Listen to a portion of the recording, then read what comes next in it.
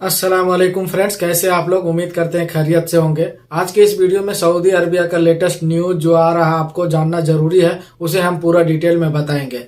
यहाँ तक कि यहाँ सऊदी से भी जो न्यूज है उसको भी बताएंगे, दुबई से एक बहुत ही इम्पोर्टेंट न्यूज है उसको भी बताएंगे, और जो कतर में फीफा वर्ल्ड कप हो रहा उसके बारे में भी कुछ बताएंगे। तो पूरा वीडियो को अंत तक देखिएगा। वीडियो शुरू करने से पहले फ्रेंड छोटा सा रिक्वेस्ट है कि आप एक ही बार जब बार बार बोलना पड़ता है तो फिर से वही बात बोल रहा हूँ, हमको तकलीफ नहीं है, लेकिन प्लीज सब्सक्राइब जरूर कर दीजिए। अब वीडियो को लाइक जरूर कीजिएगा। हो सकता है आपको जरूरत नहीं होगा तो क्या होगा, किसी और को जरूरत होगा, लाइक कीजिएगा तो यूट्यूब जो है वो एक दूसरे को भेजता है, वीडियो रिकमेंड करता है लाइक करने से। तो प्लीज लाइक जरूर कर दीजिएगा। लाइक से आपको कुछ नहीं बिगड़ेगा। सब्सक्राइब नहीं किए तो सब्सक्राइब कर लीजिएगा और कमेंट जरूर कीजिएगा कैसा लगेगा वीडियो, तो उसके बारे में बताइएगा। किसी तरह से कोई जानकारी चाहिए तो उसको बारे में भी कमेंट कीजिएगा। अच्छा वीडियो है, कैसा है, खराब है, कोई भी चीज आप कमेंट कर सकते हैं। सबसे पहले शुरू करते हैं जो फीफा वर्ल्ड कप जो कतर में हो रहा है, अभी उसमें एक नोटिफिकेशन आया है कि जो उसमें शराब की जो पूरी तरीके से पाबंदी रहेगा। एल्कोहल से जो भी चीज बना होगा उसको वहां नहीं बेचा जाएगा। तो देखिए, ये फीफा वर्ल्ड कप को जो ऑर्गेनाइज कर रहा है वो एक शराब बनाने वाली ही कंपनी है। शराब मेन प्रोडक्शन उसका शराब है, तो उसको एक तरह से झटका लगा होगा, लेकिन इसने वहां का गवर्नमेंट, कतर वाले गवर्नमेंट ने इसको पाबंदी लगा दिया। देखिए, यहाँ सऊदी अरबिया में सबसे ज्यादा अमल किया जाता है शराब पाबंदी पर, लेकिन फिर भी वो दूसरे देश जो है जैसे दुबई हो गया, कतर हो गया, बहरीन हो गया, अपने टूरिज्म को बढ़ावा देने के लिए शराब पर उस तरह से पाबंदी नहीं लगा पाते हैं जिस तरह से सऊदी लगाया गया है। तो देखिए, कतर में वो फुटबॉल जो वर्ल्ड कप होगा उसमें बहुत पूरा दुनिया का आदमी आएगा और उसमें अलग अलग चॉइस का आदमी रहेगा, अलग खाने पीने का, सब चीज का अलग रहेगा। तो कोई अच्छा रहेगा, कोई बुरा रहेगा, इसलिए पूरा तरीके से वहां कोई भी ऐसा चीज नहीं बेचा जाएगा जिसमें एल्कोहल होगा। एल्कोहल फ्री सामान सब बिकेगा। तो यहाँ पर शराब की पाबंदी लगा दिया गया है। फुटबॉल के ग्राउंड के अंदर किसी तरह से कोई भी चीज, जब तक फुटबॉल चलेगा मैच तब तक उसका बिक्री नहीं किया। जवाजात से एक बंदे ने सवाल किया है, किसी तरह से वो 6 महीने का छुट्टी खुरुछौदा लगा दिया था, उसको कैंसिल करके उसने उसको फाइनल एग्जिट में तब्दील करना चाहता है। तो जवाजात से एक सवाल किया कि हम क्या, इसको बारे में बताइए, हम क्या कर सकते हैं। तो देखिए, जवाजात ने, उसको जाहिर सी बात है कि उसने जब खुरुछौदा लगाया तो उसका 6 महीने का 600 रियाल तो गया है। तो वो 600 रियाल के चक्कर में वो सोच रहा है कि हम फाइनल एग्जिट तो लगवाएंगे और फिर 600 रियाल भी वापस कर देंगे।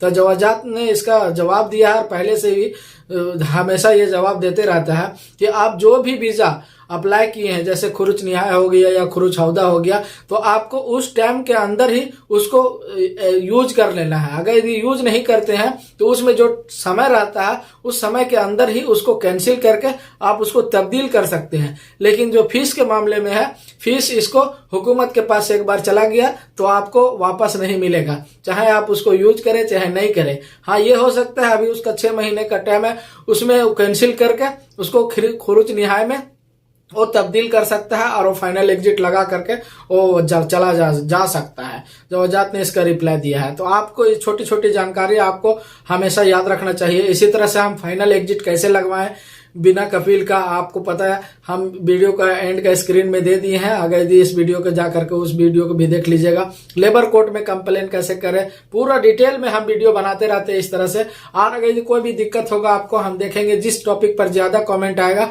उस टॉपिक पर हम इंशाल्लाह वीडियो बनाने की कोशिश करेंगे। तो फिर से बोल रहे हैं, चैनल को जरूर सब्सक्राइब कर लीजिए।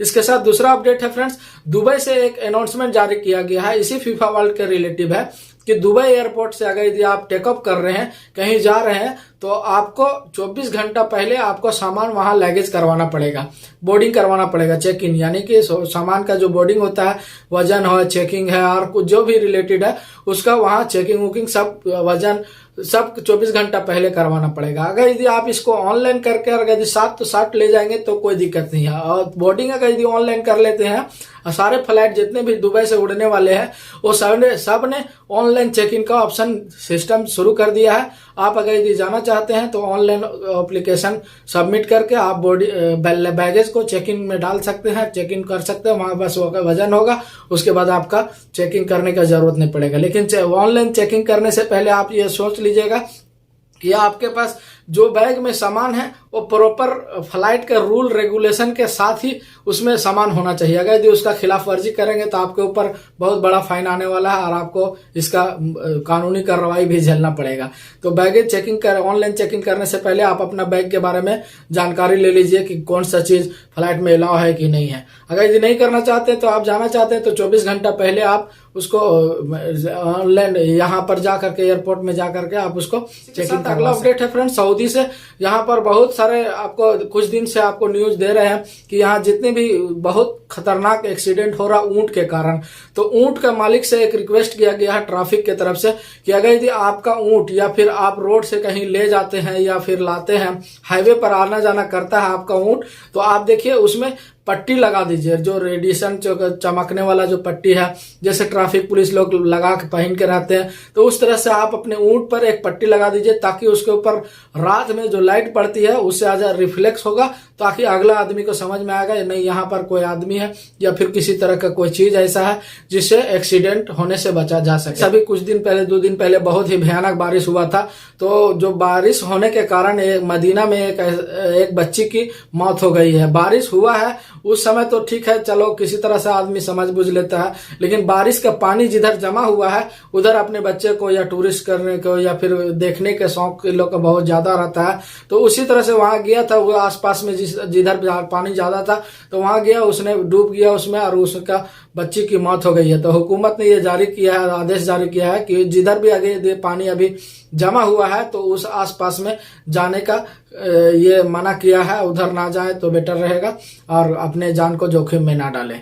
इसी के साथ अगला अपडेट है फ्रेंड्स, जो पिछले हफ्ते सोने का दाम थोड़ा बढ़ गया था, यानी कि थोड़ा सा उससे पहले सस्ता हो गया था, फिर बीच में बढ़ गया था, फिर अभी सस्ता हो गया। आपको अगर यदि आप जो सोने का दाम देखना चाहते हैं तो आप गूगल में जाएं और पूरा gold price Saudi Arabia latest price इस तरह करके आप लिखेंगे तो आपको पूरा डिटेल आ जाएगा कौन सा कैरेट का कितना दाम है।